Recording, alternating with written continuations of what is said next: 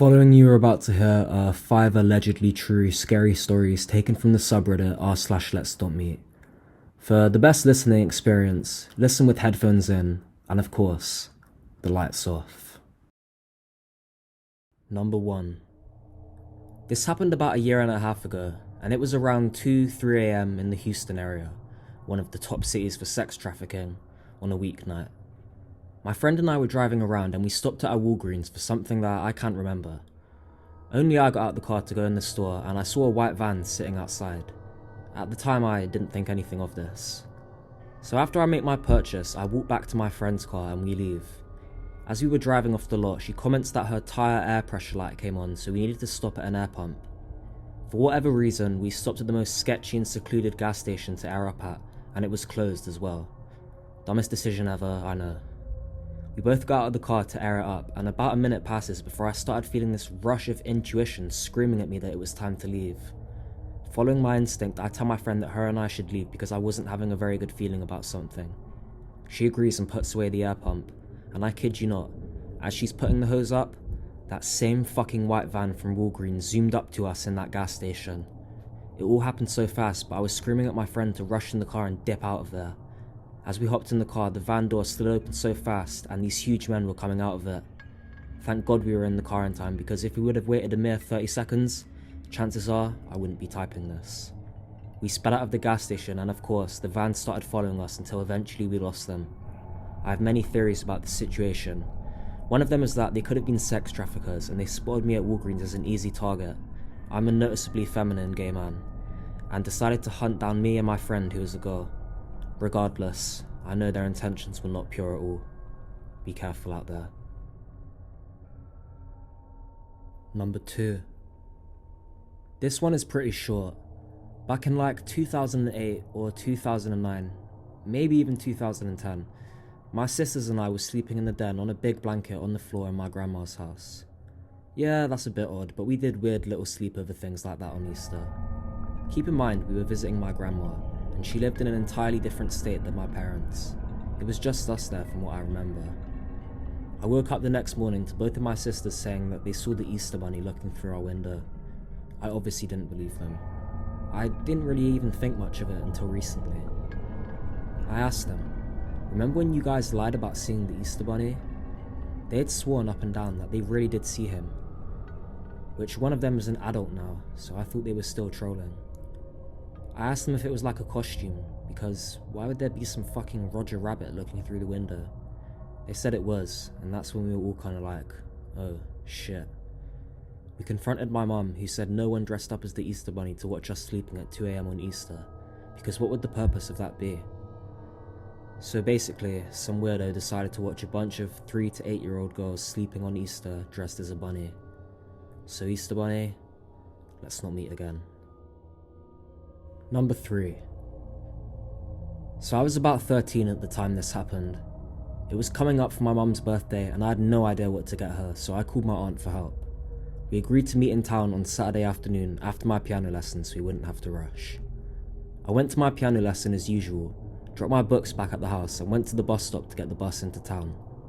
As I was waiting, a taxi pulled up and the driver rolled down the window and called out, "Are you going to town, hun? I'll give you a lift."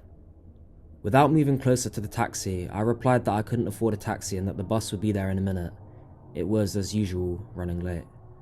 The taxi driver became insistent that I get into his taxi and he wouldn't charge me to go to town. I stood my ground, refusing to get in. His tone became more aggressive as he demanded that I get into his taxi over the next minute or so.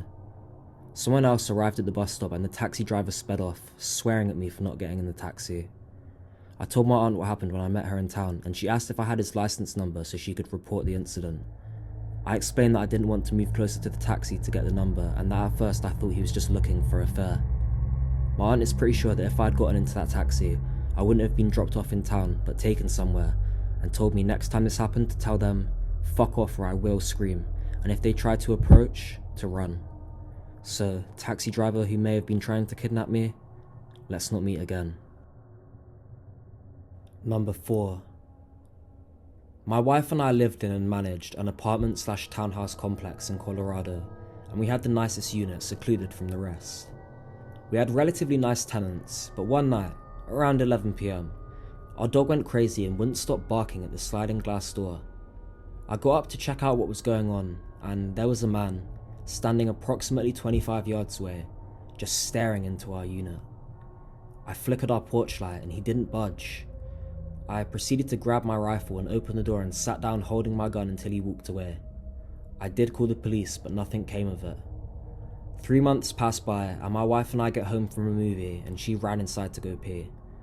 I start walking to the apartment and all of a sudden she's running towards me frantically, crying, telling me there is a man standing outside of our bedroom window. I hurried towards the unit and come to find out he is hunched over by our bedroom window.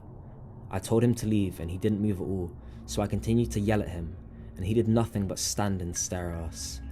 He then pulled a knife out and I pulled my pistol out and pointed it at him. By now my wife had called the police, and as soon as he saw the police lights he ran. He was arrested about 20 minutes later because he had been caught breaking into like 3 other houses. Number 5. This happened when I was 7 or 8 years old, so the details are fuzzy. My sister reminded me of this memory this past Halloween when we were taking her kids out for trick-or-treating. Like I said, I was 7 or 8 at the time, and this was like over 20 years ago. My sister, who is 9 years older than me, took me trick-or-treating since my parents were both working. They both worked at a hospital. My costume was a generic superhero costume where the mask can come on and off easily. We were walking for a while and my sister was letting me walk up to the homes by myself as she watched me from the sidewalk. We came to this house and an old man opens the door.